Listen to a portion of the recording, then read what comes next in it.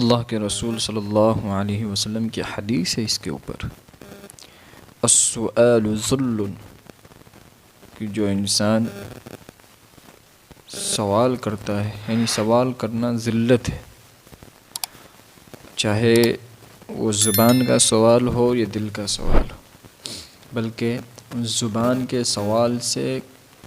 زیادہ خطرناک یہ دل کا سوال ہے۔ دل کے سوال کا کیا مطلب؟ یعنی کسی انسان کے پاس کوئی چیز ہے، اب ہمارے دل کے اندر آ رہا ہے، ہم مانگ تو نہیں رہے اس سے زبان سے، لیکن دل میں آ رہا ہے کہ دے دیتا تو اچھا رہتا،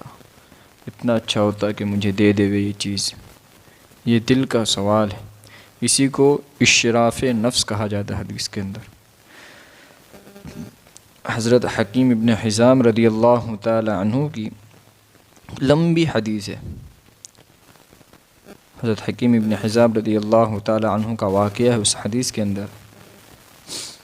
وہ خود اپنے واقعوں کو بیان کرتے ہیں کہ اللہ کے رسول صلی اللہ علیہ وسلم سے میں نے مال کا مطالبہ کیا، سألت رسول اللہ صلی اللہ علیہ وسلم فأعطانی ثم سألته فأعطانی ثم سألته فأعطانی، یعنی پہلی مرتبہ مال مانگا تو اللہ کے رسول صلی اللہ علیہ وسلم نے عطا فرمایا، میں نے پھر مانگا تو پھر آپ صلی اللہ علیہ وسلم نے عطا کیا، پھر میں نے تیسری مرتبہ سوال کیا تو اللہ کے رسول صلی اللہ علیہ وسلم نے تیسری مرتبہ بھی عطا فرمایا، لیکن اس کے بعد اللہ کے رسول صلی اللہ علیہ وسلم نے مجھے نصیحت فرمائی کہ اے حکیم، یہ مال بڑا سرسبز و شاداب ہے، شیرین اور میٹھا مال ہے۔ یعنی کیا مطلب؟ کہ دیکھنے میں بھی آدمی کو بہت اچھا لگتا ہے اور برتنے میں، خرچ کرنے میں بھی اچھا معلوم ہوتا ہے،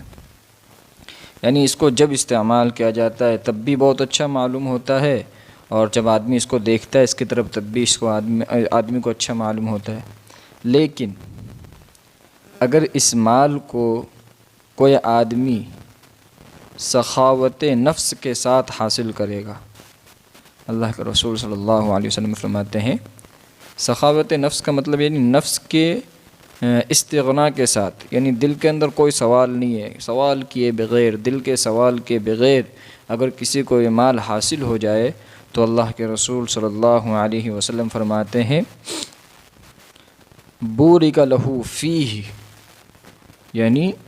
دل کے سوال کیے بغیر یہ مال حاصل ہو جائے انسان کو تو اللہ تبارک و تعالی اس میں برکت دیتے،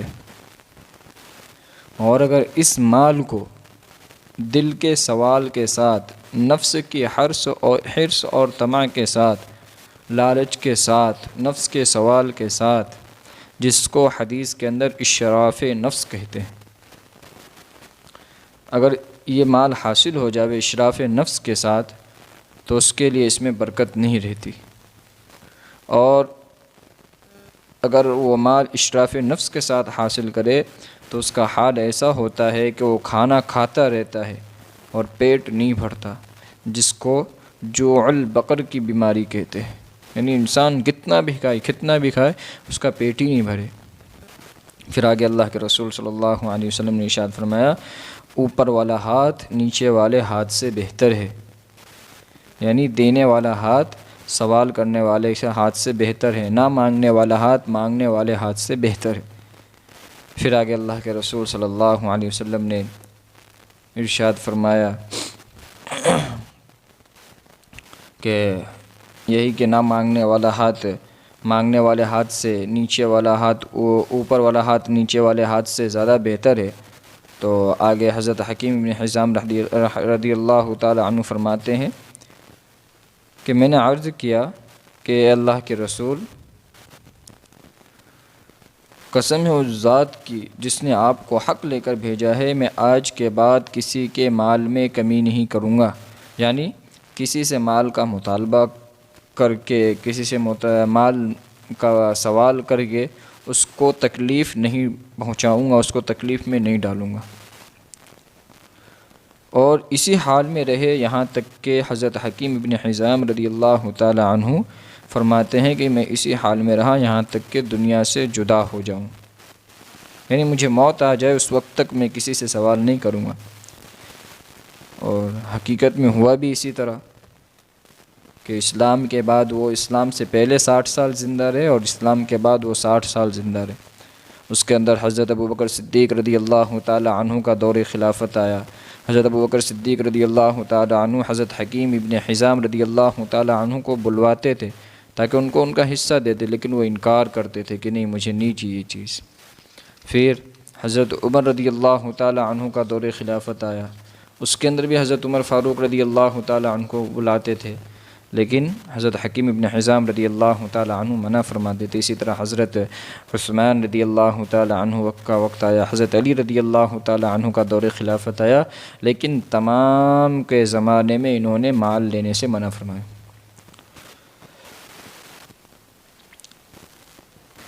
یہاں پہ ایک بات سمجھنے کی ہے، ایک تو یہ کہ سخاوت نفس اور ایک ہے اشراف نفس۔ سخاوت کا مطلب ہے کہ دل میں لالچ اور حرص نہ ہو، یعنی دل میں لالچ اور حرص کے بغیر مال کا مل جانا۔ اگر اس طرح کوئی مال ملتا ہے انسان کو، دل میں لالچ نہیں ہے، حرص نہیں ہے، تو اللہ تبارک و تعالی ان کے مال کے اندر برکت عطا فرما دیتے۔ اور اشراف کا مطلب عربی زبان میں اشراف کہتے ہیں کہ اونچائی پر سے کسی چیز کو دیکھنا اور جھانکنا، یہ عربی زبان کا لغوی معنی ہے۔ اور یہی معنی کے اعتبار سے چونکہ نفس کسی چیز کے متعلق اپنے اندر طلب رکھ رہا ہے، حرص اور لالچ رکھ رہا ہے، اسی کو نفس کی تاک جھانک کہتے ہیں، یعنی نفس اوپر سے دیکھ رہا ہے اس چیز کو۔ مثلا کوئی آدمی یوں سوچے کہ مجھے فلاں آدمی یہ چیز دے دے، مجھے ہدیہ دے دے، مجھے فلاں کی طرف سے یہ چیز مل جائے، آدمی کے دل میں ایسی طلب ہو،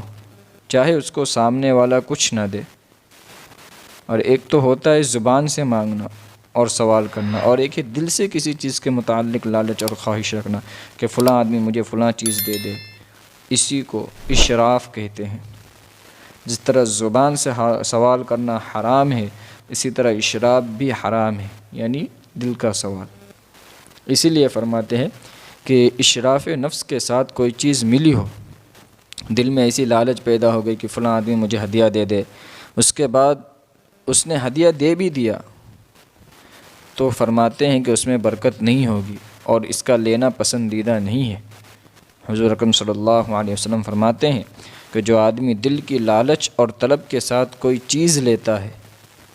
تو اس میں برکت نہیں ہوتی، اور اس کا حال یعنی یہ جو دل میں سوال کے ساتھ اس کے دل میں سوال ہے اور اس کے ساتھ وہ چیز لے رہا ہے، سوال کر رہا ہے، کسی دل میں سوال کاش یہ چیز مجھے دے دیتا ہے یہ انسان، اس کے بعد وہ چیز اس کو مل گئی تو اس کا تو لینا پسندیدہ نہیں ہے، نہیں لینا چاہیے انسان کو، لیکن لے لیا وہ، اور اس طرح مال مل گیا تو اس صورت میں اس مال میں برکت نہیں ہوتی، اور اس کا حال ایسے جانور یا آدمی جیسا ہو جاتا ہے جس کو میں نے شروع کے اندر اللہ کے رسول صلی اللہ علیہ وسلم نے فرمایا کہ جوع البقر کی بیماری ہو گئی ہو، کہ وہ کھانا کھاتا رہتا ہے اور اس کا پیٹ ہی نہیں بھرتا۔ ایسا ہی ہوتا ہے، اس کے پاس کتنا ہی مال اس کے پاس آ جائے، لیکن اس کی طمع، اس کی لالچ، اس کی طلب، اس کے دل کا حرص ختم ہی نہیں ہوتا۔ اس لیے اپنے آپ کو زبان کے سوال سے بھی بچاوے اور دل کے سوال سے بھی بچاوے، کیونکہ دل کے سوال سے جو چیز ملتی ہے اس میں برکت نہیں ہوتی، اور دل کے سوال کے بغیر کوئی چیز مل جائے تو اللہ تبارک و تعالیٰ اس میں برکت ہے۔ اللہ تعالیٰ ہمیں زبان کے سوال سے بھی بچائے اور دل کے سوال سے بھی بچائے، اور اپنے علاوہ کسی کا محتاج نہ بنائے، دنیا میں استغنا والی زندگی عطا فرمائے ہمیں۔